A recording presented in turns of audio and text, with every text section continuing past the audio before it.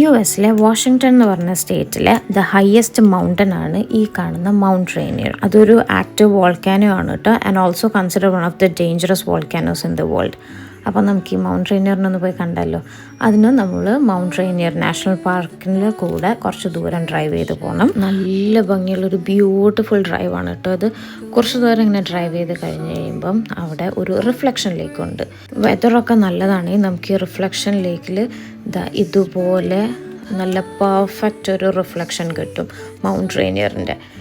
നമ്മൾ പോയത് ഫോൾസിൻ്റെ ടൈമിലായിരുന്നു കേട്ടോ, അതുകൊണ്ട് നല്ല ഭംഗിയുള്ള ഫോളിയേജും കാണാൻ പറ്റി. ഇവിടെ കുറേ ഡിഫറെൻറ്റ് ട്രെയിൽസ് ഉണ്ട്. അപ്പോൾ നമുക്ക് ഓരോ ട്രെയിലിൽ പോയാലും പല പല കാഴ്ചകൾ കാണാം. നമ്മൾ പോയ ട്രെയിലിൽ ഇതുപോലെ ഒരു വാട്ടർഫോൾ ഉണ്ടായിരുന്നു. നല്ല ഭംഗിയാണ് കാണാനായിട്ട്.